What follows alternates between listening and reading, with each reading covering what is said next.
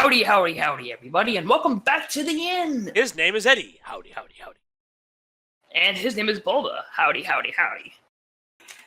And, of course, we're here to give our discussions on the new Boomsday project cards. So let's jump right in with Annoy-o-Module. 4-cost, 2/4 Paladin mech with Magnetic, Divine Shield, and Taunt. Alone, this card is really good. Not gonna lie, because it's, if anything, you just drop it on its own and you've got a 2/4 with Taunt.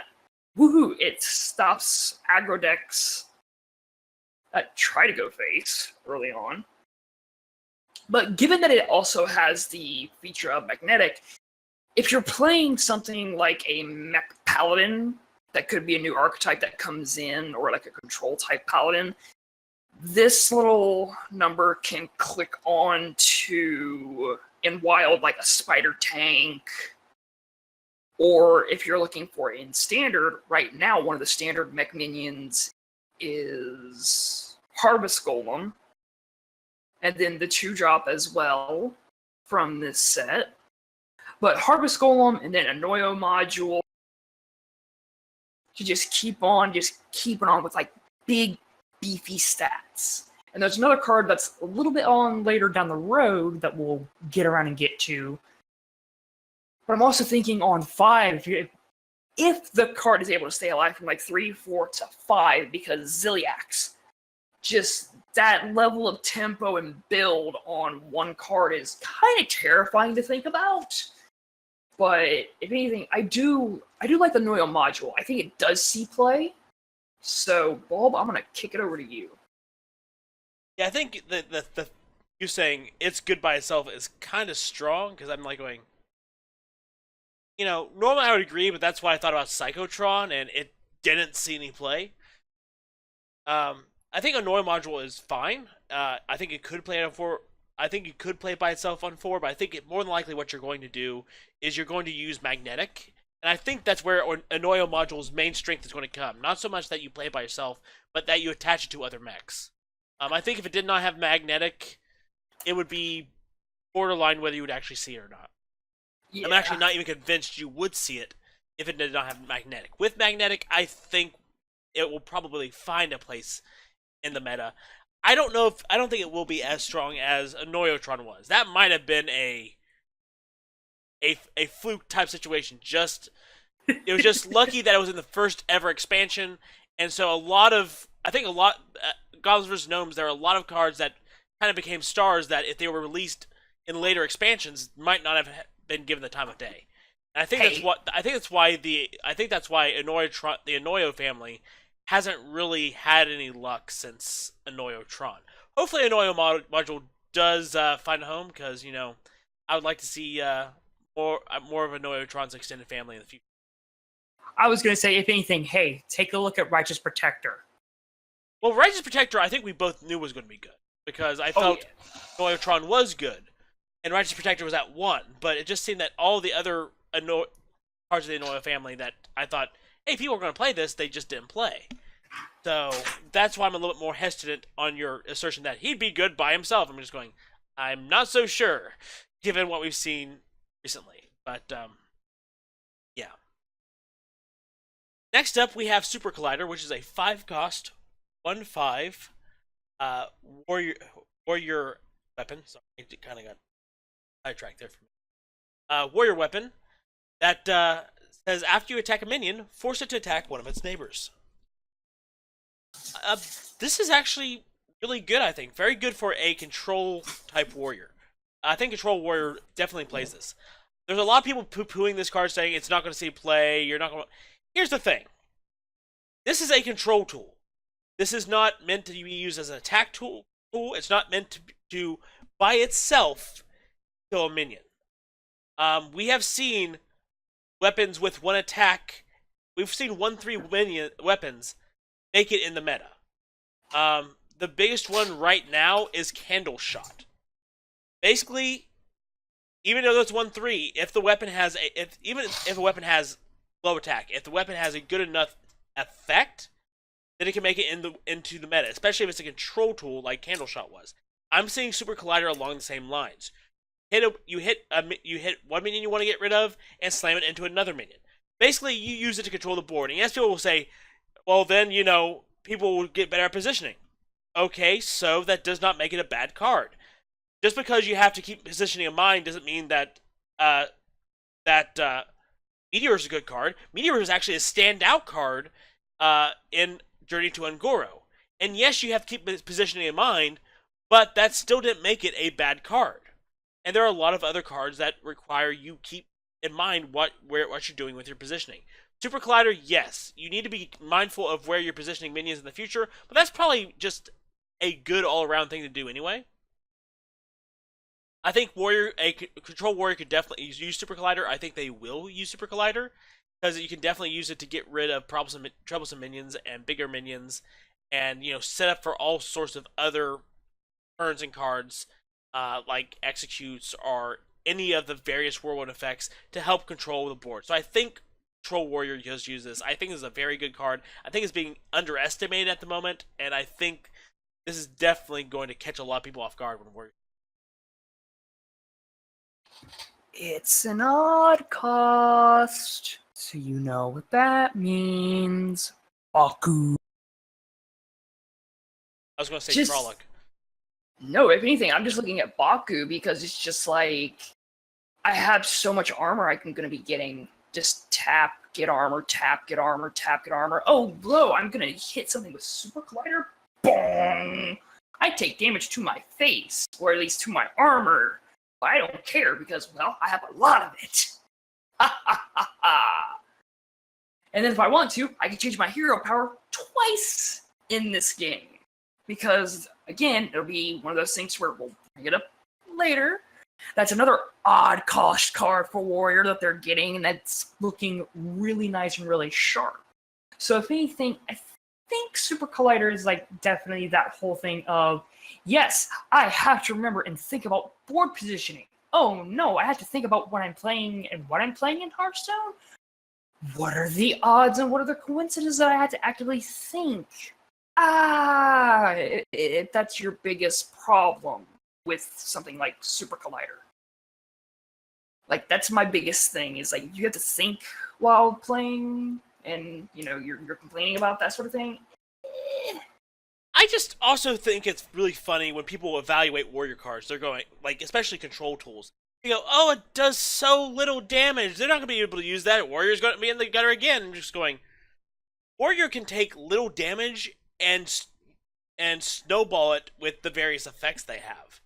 Warrior lives off of whirlwind damage, for instance. Bloodraiser caught people off guard because they were going, oh, it's not going to be worth it because of that whirlwind effect. And it is probably the most played weapon in Warrior right now. There's going to be another card we're going to get to that. There's an effect I think a lot of people are that is being downplayed that I actually think is kind of strong, especially given that it's Warrior. It's the same thing with Super Collider. Oh, it's a 5 cost 1/3. You're not gonna be able to use it. It's like Warrior can do a lot with minimal damage, especially if they're using it as a control tool to get rid of minions. Guys, you need to start thinking about how Warrior actually works, because the people who complain about that, I don't think really stop and think about how Warrior as a whole tends.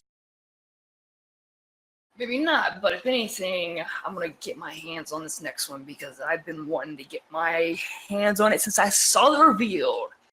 Wow. He is your professor of the Druid Lab. He is Flobbidinous Floop. 4 cost, 3/4, legendary for Druid. While it's in your hand, this is a 3/4 copy of the last minion you played. Now, first thing I want to do is I at least want to touch on the standard side of things, because that's a smart thing to do. I've seen people discuss playing Togwaggle and then just passing because it's just like teehee. This is now just sitting here in my hand. I'm at 10 mana, and I just sit and I wait because it stays a copy of Togwaggle. Go ahead, play the treason card, or not the treason card, but the treasure card to just trade me back. I'm just gonna play Floop next turn. I'm gonna innervate, and I'm going to Azalina, and I'm still gonna make it to where you don't have a deck anymore because of Togwaggle. For me, I am someone who's looking at this card and I'm going, J Druid did a thing to where it took a hardline defense, and at least it went defensive once Journey to Ongoro kind of took to the rise. And we went to Knights of the Frozen Throne and things like that.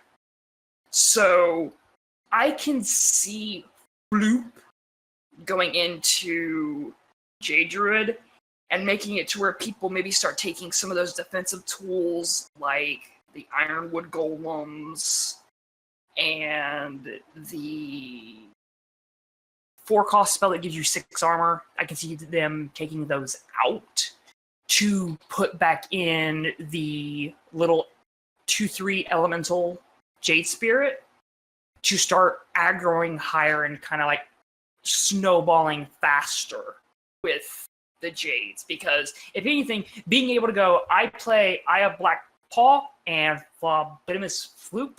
I have a 5/3 Aya and a 3/4 Aya on board, and there's 2 big green dudes standing beside both of them. What are you gonna do? And I also think about things like Malagos combo for standard and wild, and it's just this card is just, it's so disgustingly good. It's I'm going meta defining and just scooting over and just going, here, Bob, if you have other things that I haven't thought about just yet, please definitely tell me, because if anything, I'm also thinking about Cthulhu with this damn thing now too, and it's just stop me.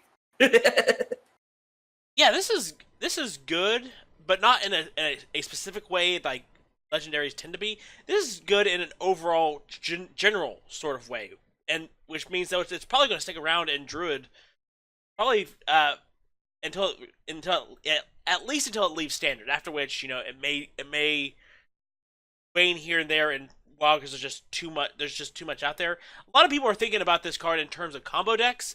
As Eddie kind of pointed out, you can kind of use this in any sort of deck you want. I don't think you should go overboard and say every Druid deck should run it. There may just be Druid decks that just don't have the room for it. I'm gonna have to look and consider, do I have the room for it in certain Druid decks? But in general, this is at least a good card to consider because it can give you some extra value. So yeah, it's just a very good card. I think it's going to be a meta-defining card.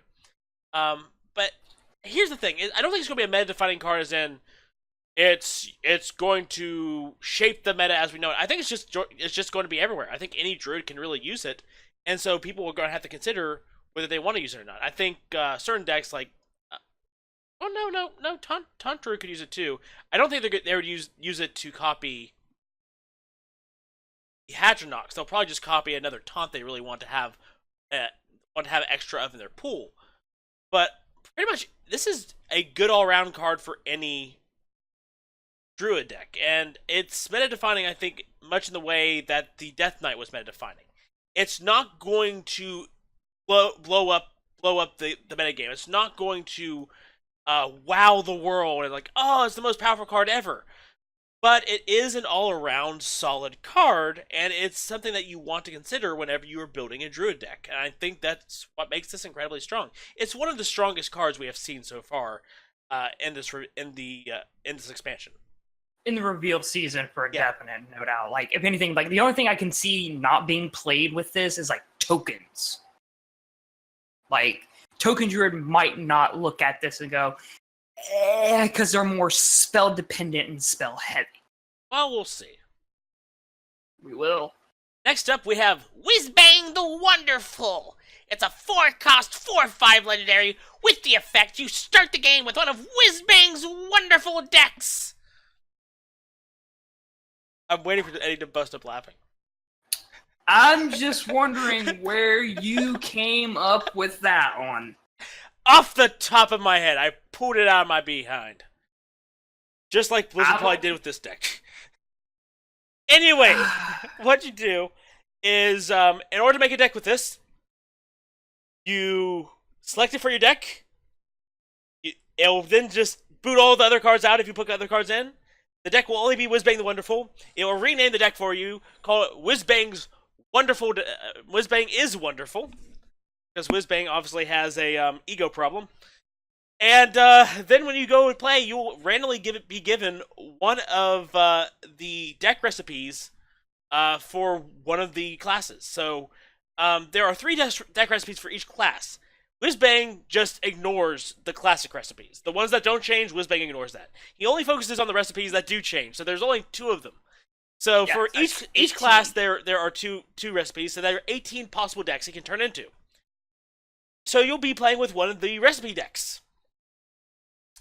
Your Hisbo will be Whizbang. I'm assuming that he will have the hero power of the hero whose deck you're playing. Yes. And then there you go. I'm interested to see. I think the most interesting thing is just the fact that it's just going to be an alternate hero in a way. And I kind of just want to see what his emotes and all that are. That would be interesting. In general, a lot of people are talking about it as it's a wonderful card for new and free-to-play players, which is fine. The only issue is that this is not that would be a wonderful sentiment if Blizzard was just giving everybody this card. If Blizzard gave everybody this card, I'd say this is wonderful for free-to-play and new players because they can just play Whizbang, get a taste of, and they always have at least okay decks, and they can get a taste and feel for some of these archetypes, see if they want to play or expand on any of them, and if they want to invest resources in any of these cards. The problem with this comes when the newer free to play players would have to either pull or craft Whizbang in order to experience the decks. In which case, my big question is it worth it? I guess that's up to free to play and newer players. I would probably maybe suggest it. But just the fact that I'm not wild for it, there you go. It's also a card that I'm not sure of the longevity of in wild. Once it rotates out in 2 years, Whizbang is not really great for wild because he's going to continue to pull from the standard deck recipes. It's one of those cards that you're going, Blizzard, just make standard sets. Just make a standard set that gets released at the beginning of every standard year, where you have hand-picked stuff, and just have Whizbang be a consistent resident in that standard deck, so that people can always use Whizbang and just get a feel for deck recipes in the standard meta. Because those deck recipes are not going to cut it in wild. Heck, point number 2, they barely cut it in standard. Those deck recipes rarely are good. In fact, most of the time, they're not good. They're known as being crap. So unless Blizzard steps up their game, you're probably not going to be able to ladder or do very much with Whizbang. And that comes to number 2. A lot of people are calling him the meme dream. And I'm a big meme player myself. I like meme cards, but this is really not a meme card. So yes, it's a meme card as you put it and you have a soul deck.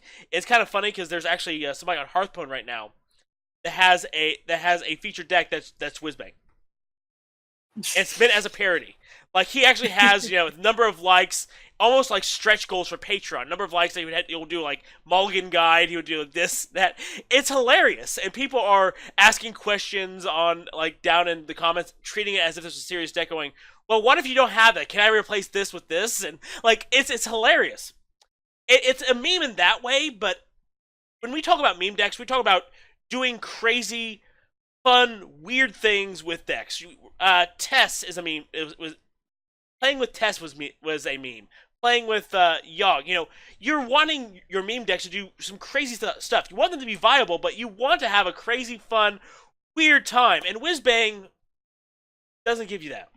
You play a deck recipe. It's one of 18 predetermined decks. They tend not to be the best decks whatsoever, and there'll probably be, even if one of those archetypes have taken off, it'll have been optimized to the point where whatever Whizbang gives you is not going to even hold a candle to. When I'm thinking meme decks, I'm thinking I'm playing Casino Mage. I'm playing Burgle Rogue. I'm playing stuff with Yogg. I am playing Quest Hunter. I'm doing all this stuff, and Whizbang does. The thing about meme decks is you have that choice. You have chosen you put the deck in a way to just have this crazy good experience, and you've basically curated the deck to play in a certain way to just enhance your meme as much as possible. Whizbang takes that control away from you and gives you a bland cookie cutter deck. It's a meme as far as us talking about it, is not so much a meme as far as people playing it. So I do not think this is the meme dream. I think this is a weird card, but I don't have as much interest in it because I just don't think it's very interesting. In the long run, it's probably not going to be very much fun from a meme perspective. It's pretty much a card that you just make just to say, hey, I have this weird card, and that'd be about it.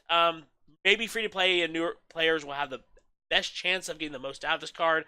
I just don't think it's going to be as useful as meme-tastic or whatever as people are making it out to be. I just think it's a weird card that's just not going to see. I get where you come from there, like, no doubt in my mind. And the thing that kind of irks me the most is where we've seen the explanation and the discussion / talk of, like, the new player experience and how to improve it. And I'm looking at Whizbang the Wonderful, and I'm just like, well, there it is. Hands There's down. the answer. Yeah, hands down. Eddie, you know what should have happened? One of two things should have happened with this. It should have been a free card. It honestly should have been free for either for everyone, or at least it should be a free, like, a card that is just free for people who are just starting Hearthstone or something like that, or complete a set amount of quests, or, like, unlock all your heroes to level 10. Boom, Whizbang is yours. Yeah, I think there should have been some way you should have gotten him for free. I think that would have made it a lot more accessible, and we go, okay, that's why it exists. Or the second thing is, if it was not made available for free in any manner, then it needs to be made so that they basically announce that they're moving away from either where he's moved into Classic when rotation happens, or they say they're moving away from Classic and instead they're going to have a standardized set that will replace the Classic set in the future, and Whizbang just makes a home there. That way you can just tell new players, craft this card, it's always going to be in the game, and it's always going to give you a wide variety of decks to play and experiment with to see what you like. If neither of those two happens, Whizbang is a half measure, and Whizbang just doesn't work. Yeah, and if anything, it's one of those things to where, like, I like the concept of what Whizbang is going to do. It's going to give people the opportunity to be able to go and look at some of these newer cards and be like, okay, do I want to invest my dust? Do I want to invest the time to potentially play with these cards even though these are cookie cutter / kind of already implanted in decks? It's like, okay, I get 18 of these to sit down and play with. It's no big deal. I'll just sit here and play the randomizer / spinning game and just see what I get. But at least you're getting a chance to be able to go, okay, I like this from this, I like this from that, I like the feel of this. So it's just like, if you told me, hey, this is what's going on, and, like, this is what's going to happen in the future, like, we're going to move away from the active standard / classic set being classic, and we're going to make a standard block in a sense, and Whizbang stays forever. Cool! Make Whizbang available for, everyone who has their hero, has all their heroes at 10. because that makes it easier for your newer players who are just coming in, just starting to get their taste and get their feel for Hearthstone, and then just boom, they have something to kind of look for and reach for and attain for. And then with it comes the ideal of, okay, now we just play this, now we play around with this, and then they figure out and build from there. It's a super friendly new player card. And if anything, like, even for an old monkey like yourself and myself, we've played with cards from the past and things like that. So it's just like, if this has to go to Wild, then you're gonna have to build Wild exclusive decks for it and things like that, and then it just becomes like a huge mess. I'm actually going to throw out a suggestion. Okay. If it can be if it would be implemented or whatever, but I'm just going to throw out this hypothetical question to build on this. Let's say that basically it was announced that, you know, Whizbang is not going to be a card that you can get from the expansion. Basically, anybody who if anybody who has gotten all the classes up to level 10, or anybody who gets all the classes up to level 10 gets Whizbang the Wonderful. Yay. But then they also announced, and anybody who gets all their classes to level 60 gets a golden Whizbang the Wonderful. Well, I better start on Hunter, because I'm like 12 levels away from it. I think that would just be perfect. It would introduce like those old hard rewards cards that used to be in Hearthstone before they introduced Standard. They got rid of them. I thought those were cool. But there used to be, people who don't know, there used to be a couple cards that were rewards cards. If you completed a certain task, you got these cards as a reward. The two of them, it was Old Merc Guy, and it was Captain's Parrot, I think it was. Captain's Parrot. Yeah, Captain's Parrot. You got if you got all the pirates in the classic set, you got a Captain's Parrot, or you got 2 copies of Captain's Parrot. If you got all golden copies of those pirates, you got 2 copies of you got 2 golden pirates, Captain's Parrots. Same thing for Old Merc Guy, only it was for all the Murlocs in the classic set. You get a regular Old Merc Guy if you got a copy. If you got a copy of all the Murlocs, and you would get a golden Old Merc Guy if you had golden copies of all them.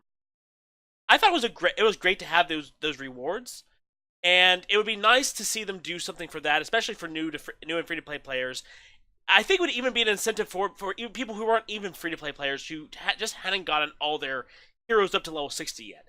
It would give them an incentive to play more, to try to get this going Flobbidinous Floop. Even if they're not playing with optimized decks, they'd be all golden decks. And I think that would be enough of an incentive to get people to play more just to level up heroes. It's just something we don't have right now. There really is no incentive to basically hit 60 other than you get a bunch of... You essentially will end up completing the basic set in gold. But to basically have a reward to say, good job, you got every hero up to level 60, you played that much, would be great. Yeah, it's basically like one big penis wave, and it's like, yay, I have this. Woo, look at my ego. Yeah. You know, that sort of thing. Yeah, I mean, the golden Flobbidinous Floop would not serve any purpose, but I think people would feel more inclined to actually they'd feel more warmly towards the card, and you probably would see the card get played a lot more in jest, probably at certain levels. And you said Flobbidinous Floop when it's supposed to be Whizbang the Wonderful. Whizbang the Wonderful can become Flobbidinous. You are fair. If anything, I'm going to go ahead and just hijack this whole entire thing and just move on to the next card, which is Mulchmuncher. It is a 10-cost 8/8 mech with Rush. Costs 1 less for each friendly Treant that died this game. Now, one change that is being made because of Mulchmuncher is living mana is now becoming mana Treants.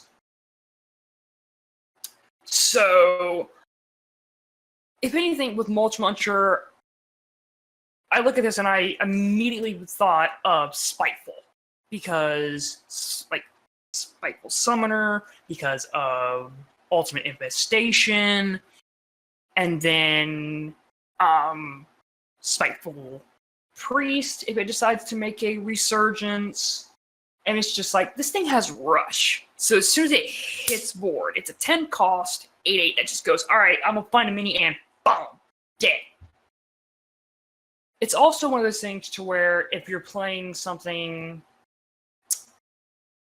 that would be a mech-ish type druid deck, and if you want to play Treants for tokens and whatnot to make this cheaper, you can make it to where it's like, oh look, this costs 0 now, and I can play 2 of it and just drop, magnetic, whatever I want onto it, and then just rush into something. So it's just like, Mulchmuncher is a pretty good card. So, Bolt, I'm going to kick it over to you. Well, Mulchmuncher is an incredible card. I don't think it's going to be played so much in mech decks. What I think is going to be happening, I kind of need to go into the whole Treant thing. Cause, a lot of people are talking. I think one of the dumbest things is some people going, oh, Hand Druid is getting a buff. Hand Druid was never a thing. Hand Druid is never going to become an archetype. But what we are going to see is it's not going to be an independent new archetype. It's not going to belong to Hand Druid. You know where all these cards that we're going to be talking about, including Mulchmuncher, goes, Eddie? Tokens. Token Druid. This because Token Druid already plays Living Mana, and giving they already have Feral Rage to basically bump up all these small minions.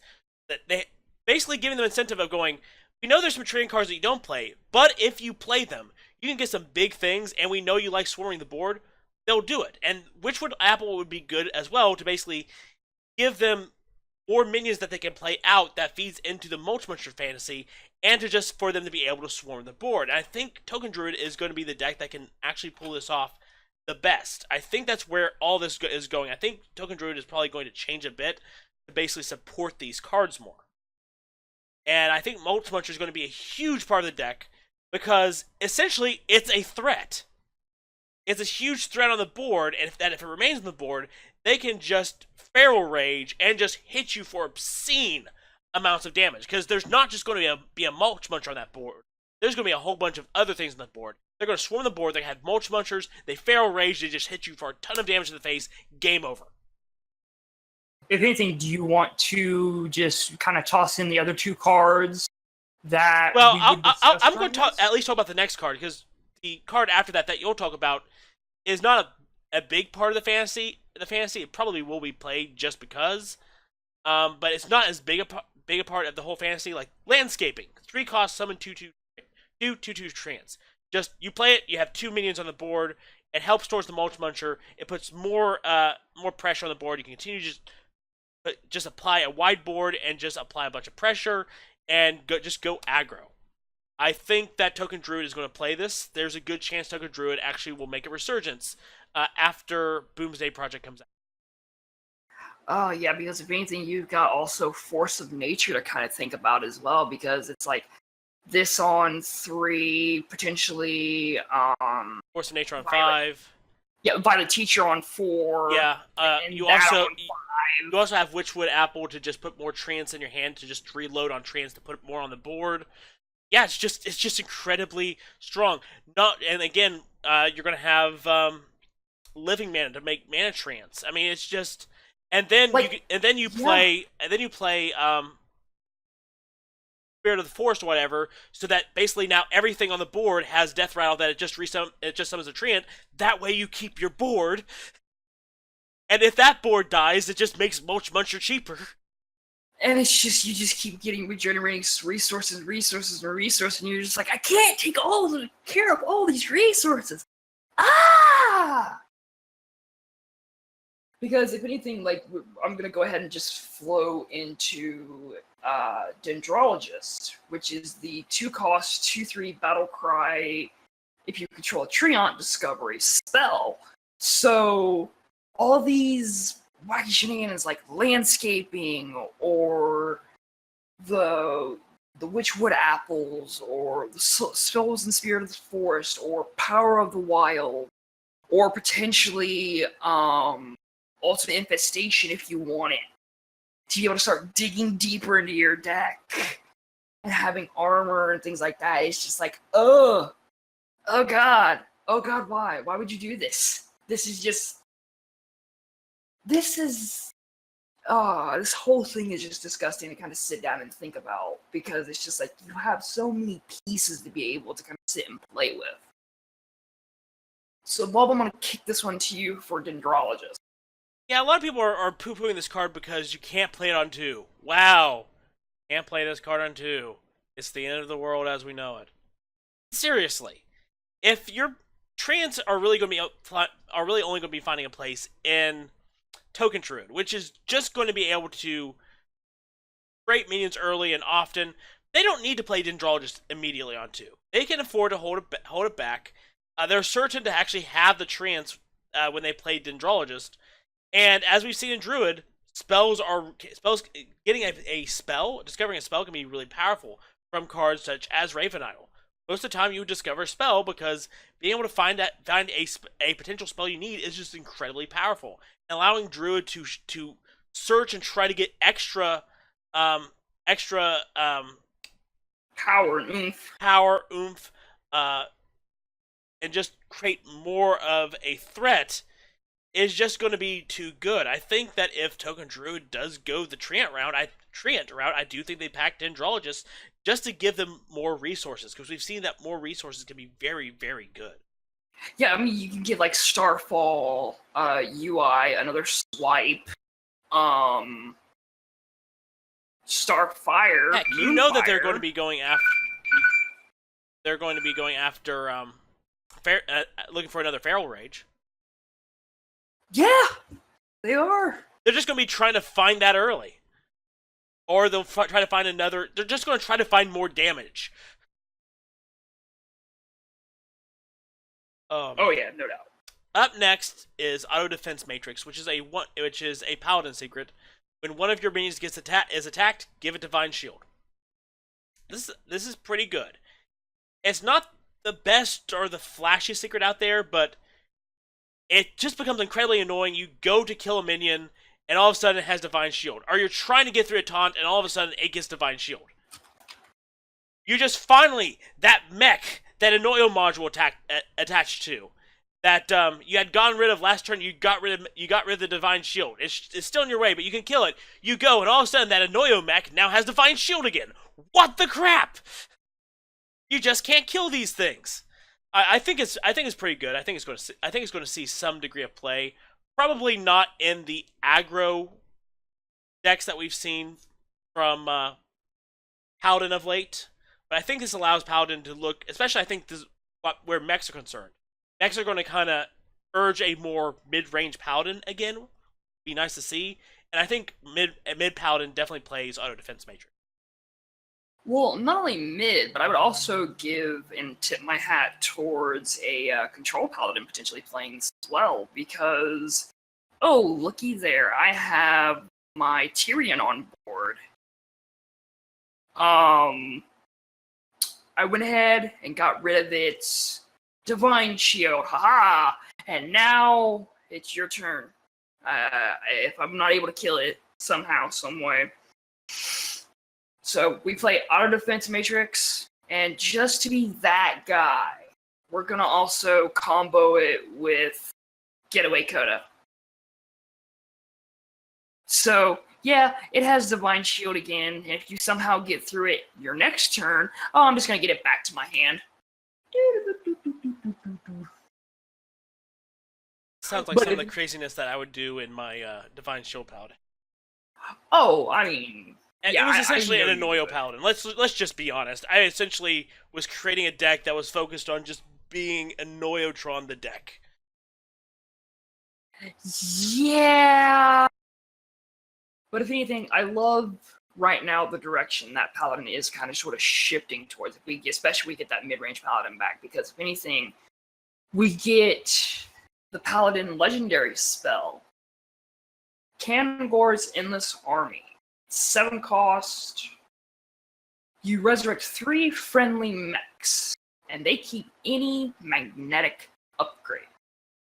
So that War Gear, that Ziliax, that Annoy-o-Module that you clicked to something earlier in the game. Yeah, we'll just bring back 3 things that, you just put it back on the board.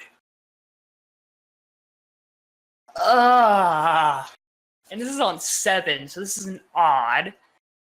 So if anything, like, if like a lot of the mechs that we do get to see more of as far as Paladin goes are odd, we get to kind of walk down the Baku route. If not, oh well, we just kind of back up and just go, there are other mechs in this set that are slowly but surely kind of dripping and oozing out that are just so good. So if anything, I like this card. I think it does see play, and I think we do potentially get to see a mech paladin get to come out. Bulb, up to you. I don't think you go the Baku route because, especially with standard, you want to maximize the amount of mechs you have, especially since this definitely mech paladin is definitely going to be a mid-range type deck, which means you do not want to limit yourself as Baku paladin would, and you need all the mech support you can get. You're not going to be able to get Annoy-o-Module, for example. So I definitely think that you do play this. You don't play this in a Baku deck. You play this more in a mid-range deck because this is geared for a mid-range deck. You want as many mechs in your paladin deck as possible, and not just to make a wide board, but to make quality mechs with and without magnetic, so that you basically have the best chance at resurrecting 3 quality mechs. You may not be going for 3 specific mechs, but you can definitely make a variety of quality mechs that you wouldn't be angry if any 3 of those come out, and your opponent definitely doesn't want to see any 3 of those come out. I think this could be really interesting, and we're going to be getting into Warrior later, talking about specifics about how we think probably that Warrior will probably be mostly mechs as far as minions go, and it's going to be heavily mech focused. I think Kangor's Endless Army kind of tells us that Paladin is going to be much the same way. Incredibly mech focused, heavily mech focused. That we're probably not going to see anything out of the way of mechs here or there in this class, this expansion. So next up we have Dead Ringer, which is a 2-cost 2/1 priest mech with the Death Rattle. Draw a Death Rattle minion from your deck. Good. This is good in Death Rattle Priest. So if you're playing Quest Priest, this is very good. A lot of people, there was some talk, I know Killer was talking about using it to kind of set up a combo. I don't really think that's what you use this for. I think you use this as a sort of pseudo card draw to make sure you can have to make sure that you have Death Rattle minions in your hand. That way you can take more and more towards your quest. I think that's where this is best used as. This is what best use is basically. It's card draw. It allows you to cycle through your deck, and you're not just going through your deck getting any card. You're specifically getting a Death Rattle minion that you could potentially play the next turn and just plop down and continue climbing and climbing and climbing. That way you can place down the Amara and get up to 40 health. I think that in Quest Priest, I think you definitely include 2 of this. I just think it's very. Yeah, if anything, like right now, one of the combos that's kind of been being thrown around is with Obsidian Statue in hand, because it comes from @WickedGood. It's turn 10 with Obsidian Statue in hand that you've drawn from Dead Ringer or Countess Ashmore. Reckless Experimenter, Coffin Crasher, Carnivorous Cube, in turn. Now, some of those are some of the other cards in play, or at least they will get at least as far as the Reckless Experimenter, we will get to right after this one, if anything. Yeah, I don't think from what I think I know what they're trying to say, but I don't think they understand what they're saying, and it's not going to work the way they think it is.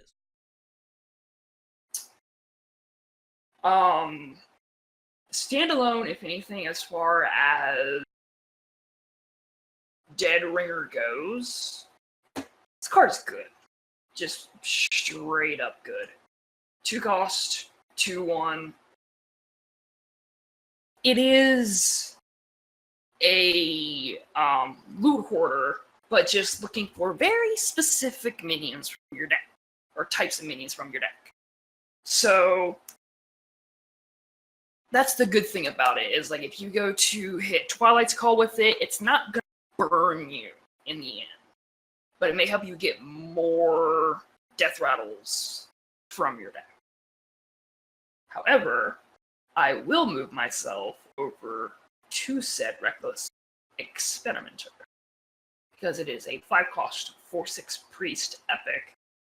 Death Rattle minions you play cost 3 less, but die at the end of the turn. The stat line alone is busted. Well, not busted, but I mean, it's really good. Excuse me.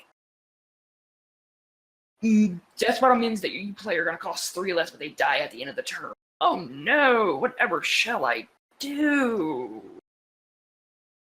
I'm just gonna, potentially cube something and just laugh and laugh, laugh and laugh. Because, well, hey, looky there, I have now 2 things on the board that just make me laugh and laugh and laugh. I look at this and I just go, oh man, this plus Sylvanas and Wild? Potentially, too, if I get to cube that said Sylvanas on turn 10.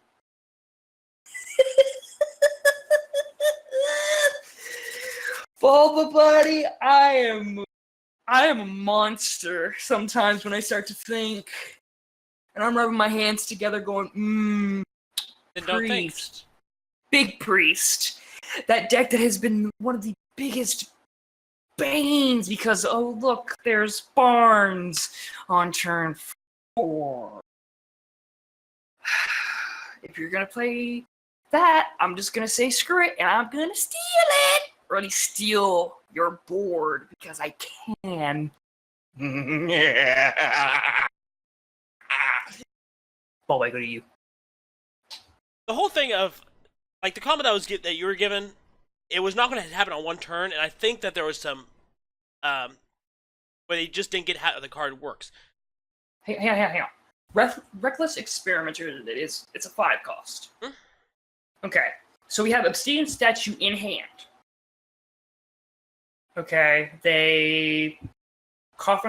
Reckless Experimenter, Coffin Crasher now costs 3, so they drop Coffin Crasher. Yes. Carnivorous Cube would cost 2 because it costs 5, so you eat the Coffin Crasher, and you get the Obsidian Statue from your hand onto the board. What I think they were thinking was that they were going to Coffin Crasher to get the Obsidian Statue and then eat the Obsidian Statue. Because you do not want 2 more Coffin Crashers. What they want is 2 Obsidian Statues. Fair enough. Here's the thing. It doesn't die immediately. The death rattles don't hit the field and then die. You have to wait, end your turn, and then they die. So if you're doing that to get multiple Obsidian Statues, that combo will fail. And here's the thing. You do not want multiple Coffin Crashers. The Coffin Crashers are to pull out the Obsidian Statues. Mm-hmm. It just won't work the way you think it will. Now, if you're trying to actually pull off cube stuff and Priest, Reckless Experimenter is actually going to allow you to do this. For me, my big question is going to be, what kind of Death Rattle deck are you playing? What is your in-game goal? Are you playing the Death Rattles, the Death Rattle deck to pull off combos and just pull off and get the Death Rattles off as soon as possible? Or are you trying to play more of a mid-range deck, a Death Rattle deck, where you're playing more of a mid-range strategy with the minions, but if they die, they do stuff. See, in the latter, if you're playing a more mid-rangey Death Rattle deck, Reckless Experimenter does not help you. Yes, you don't mind if your minions die, but you also want to contest the board. And Reckless Experimenter is creating instances where whatever you put down is not going to contest the board, but it's going to do stuff. So if you're trying to pull off some sort of combo or to get bigger things out, Reckless Experimenter is going to help, especially if you're trying to pull off some sort of cube combo. Put something out and then cube it, or have something and then cube it. But if you're trying to basically play a more mid-range Death Rattly deck, a more controlling Death Rattly deck, Reckless Experimenter probably won't help you. So it depends on what you're trying to do. And especially this comes out in Wild. What are you trying to do with your Priest deck? Are you trying to go mid-range, or are you just trying to kill as many Death Rattle minions as possible?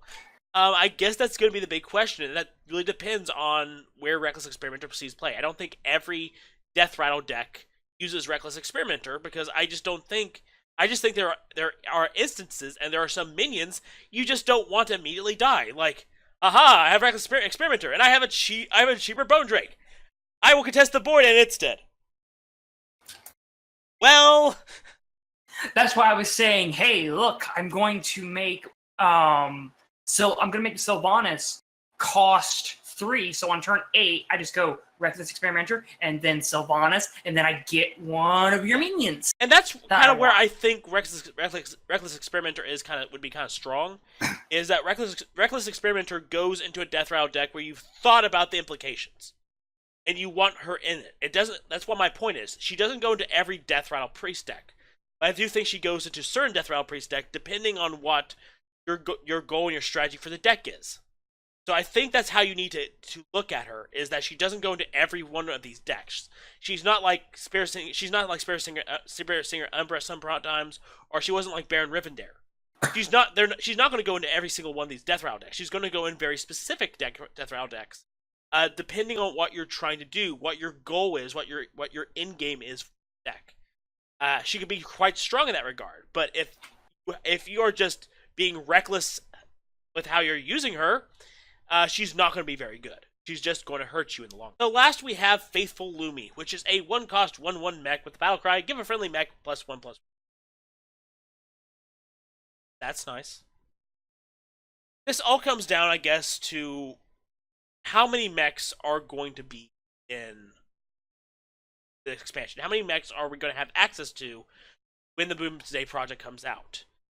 Because depending on how many mechs we have, this may or may not be useful. Because especially with Magnetic, giving a mech +1/+1 doesn't mean as much as it used to. Magnetic is essentially, I give a mech plus whatever and these abilities. With Magnetic, the battle cry means less than it used to.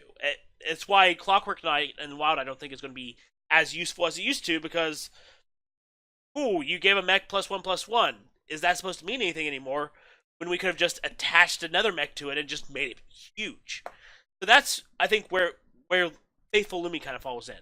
If there aren't that many mechs, or you need more mechs in Standard, I think Faithful Lumi finds a place. But that just depends on if we're not incredibly mech heavy. Faithful Lumi just might be able to find a place here. And Wild, I don't think Faithful Lumi makes any sort of cut in any mech deck. You have Clockwork Gnome that is just better in the 1-cost slot in any sort of mech deck. It gives you more of a tempo advantage. It gives you a spare part when it dies.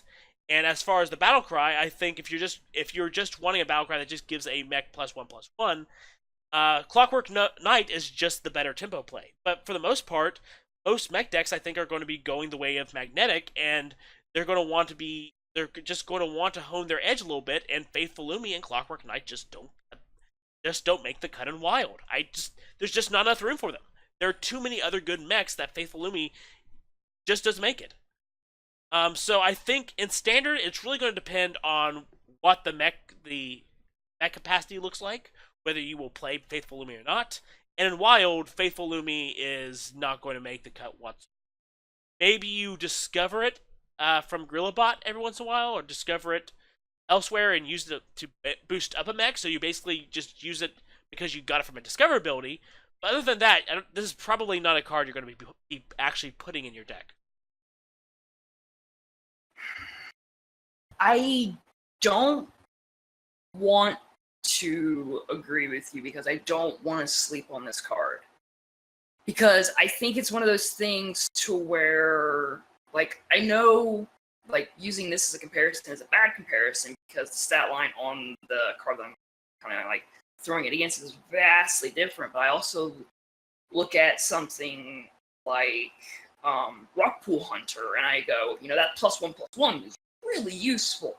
So, like, if I play in Wild my Mech Warper, which discounts all of my mechs in my hand by 1, and then I go Faithful Lumi onto that Mech Warper and make it a 3/4, because I'm trying to play like aggro and I'm trying to play board centric style. I mean, that's pretty nice. And I think that's where maybe it can fit. Like, that's where, like, if you're going just forward heavy, if you're not looking at, you know, like doing the magnetic thing and things like that, if you just want to play straight forward. Lumi does have its uses.